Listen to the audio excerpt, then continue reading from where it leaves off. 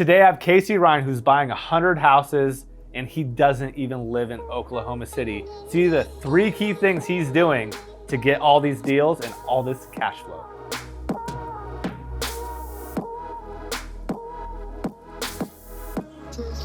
What is going on, and welcome to another episode of The Hot Take. This is where we talk everything real estate, from wholesaling, fix and flipping, rentals, and everything in between. Vegas edition. Today we have a very special guest, one of my great friends. He's out here in Las Vegas. My favorite bald person in real estate, Casey Ryan.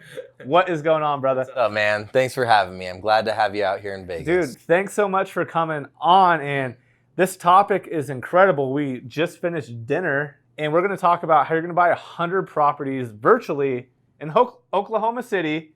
You live in Vegas, and you're building that portfolio. And I'm really excited to talk to you about how other people could do this too. So let's dive into it. What do you want to know? Before we get started, let's dive into kind of like how long you've been in real estate for, and then how many deals roughly will you do this year? I'm Casey Ryan. I'm born and raised in Las Vegas. I've been full-time in real estate since 2015. I'll probably wholesale and flip about 150 houses this year and buy another roughly 100 rentals. So I'm super excited because this dude's doing 250 deals a year, and he's going to talk to us about why he's going to buy properties virtual in the Midwest compared to Vegas, and why you should maybe do it too.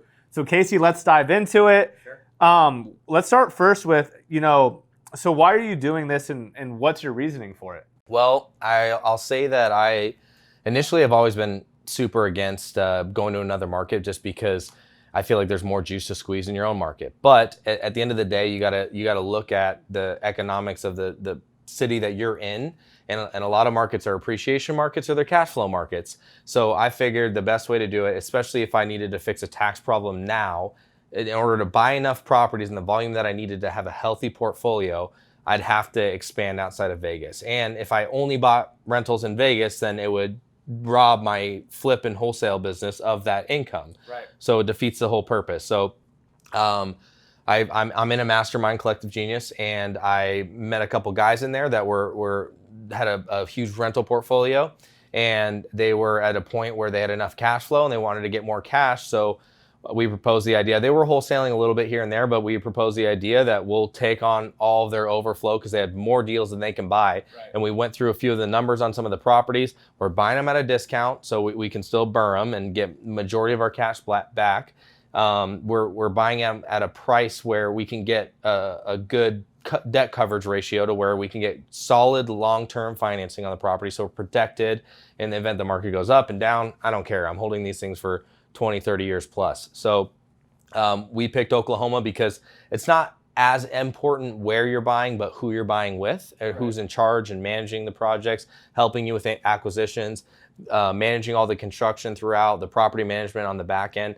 All of that is like setting up an entire new business. And if I went to do that, it would definitely distract me from my business that I have here that's successful. And in order for me to do that, I had to partner with somebody. So we went to Oklahoma City, and we looked at a lot of the properties. We looked at historically how it's performed with the rents, with the property values, and it just worked. It just made sense. So we started buying in actually December of last year. And the majority of them we ended up closing and starting in January, because even though, it's a 2-week close most of the time. So we closed on majority of them at the beginning of this year. And I think we've gotten up to about 50 myself in Oklahoma. One of the guys in my office has bought another about 20, and then we bought about 10 flips. But I'm only gonna keep long-term about 50 of those so far this year, and I hope to get to 80 to 100. So if someone was new, like let's say I wanted to go invest and buy rentals, because Phoenix is similar to Vegas, to where the cash flow isn't great with all the appreciation we've had. So all the appreciation I've had with all the flips that we've done and all the rentals that I own. Yep. But your cash flow sucks. It's terrible. It's hard to get them cash flow unless you absolutely steal them. But then you're leaving so much equity in the property that if you went and took that equity out and went and flipped with it, it'd make more sense to do that. And that's been my mindset for so long, until a couple years went by and I kept getting those tax bills. So once that hit, I realized the only way to shelter yourself legally from taxes outside of just blatantly spending money is to buy properties and use the depreciation to offset your income. So basically, Case, you're saying we're buying at a discount, but you want to buy at a discount so you could burr the property. So let's talk about burring and what that is. Yeah, so burring the property means that they'll give you a loan up to 80% of what the property's worth. And if you only have 80% into the property from what you bought it for and all the rehab you put into it, you're into a $100,000 property for $80,000. Yep. You can get a loan for $80,000 and you get all of your cash back. So you basically just got a rental for free out of your own personal cash. You're cash flowing. I've done this a ton of times. This is a great way to grow wealth. And this is why he's doing this in a market like Oklahoma City. So if you're in a really, really competitive market, what you really want to do is find somewhere else where you could trust some people, which we'll get into in a second, about how you could really start growing your cash flow, have some rentals in an appreciation market, and then have some rentals in a cash flow market as well. Yep. So I'm keeping some in Vegas, which is historically known as an appreciation market.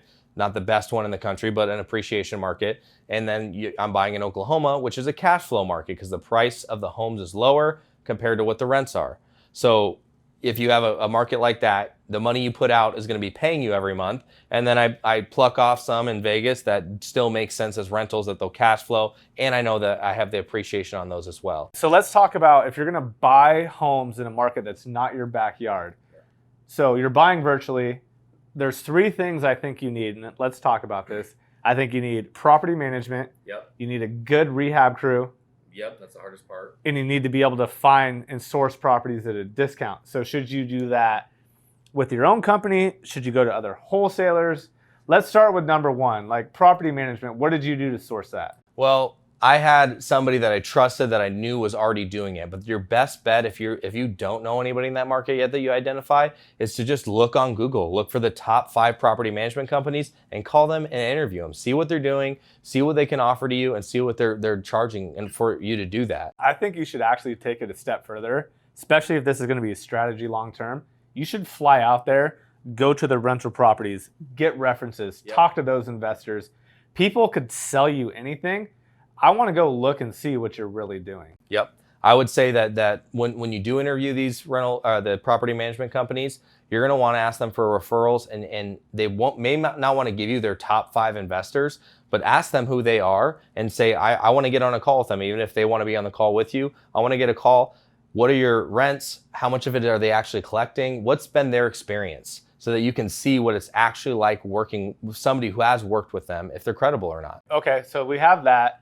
Now we're going to need rehabbers, or we're going to need contractors. Yep.